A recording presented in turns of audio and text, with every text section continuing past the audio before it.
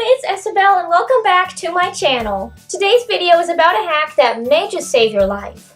If you like this video, give it a big thumbs up, and if you want more content like it, then please subscribe, and as always, I do appreciate your feedback in the comments section down below. But enough with the intro because it is video time.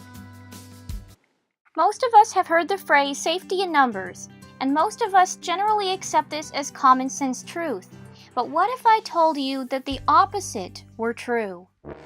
As it turns out, the opposite is often true among strangers. This is called the bystander effect. This effect isn't constantly relevant to your life, but if you suddenly experienced an emergency of some sort in a big city or big gathering, such as being attacked or having some kind of medical problem, your life may depend upon another's benevolence.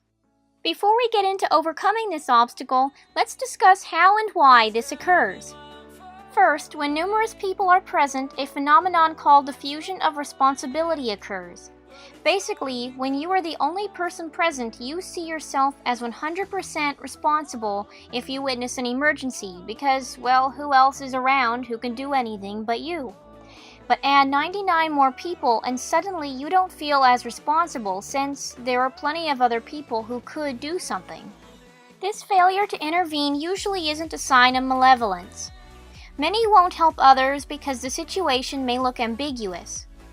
What's going on here? It looks bad, but maybe it's not how it looks.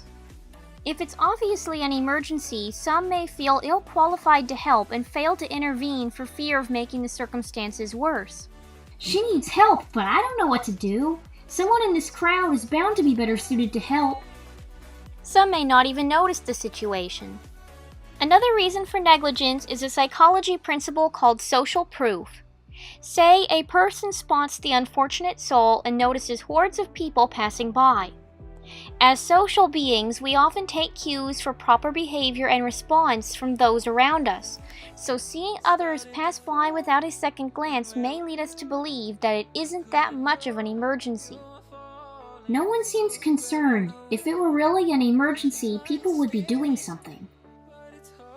So what can you do to get help in a crowd? First, if you have reason to suspect you will have an emergency, say you're going into a dangerous area or have a severe health condition, you may want to have someone you know to join you on the trip or outing. If that isn't possible or the emergency arises without warning, here's what you can do.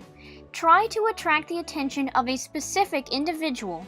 Calling out a description of that individual, pointing to them, and making eye contact are all great methods of singling him or her out. You in the green shirt! If you are unable to speak or point, at the very least, make eye contact.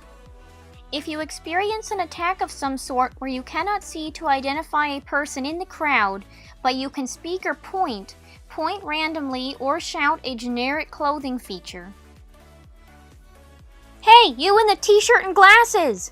Chances are someone in that crowd will fit that description and you will receive the assistance you desperately seek.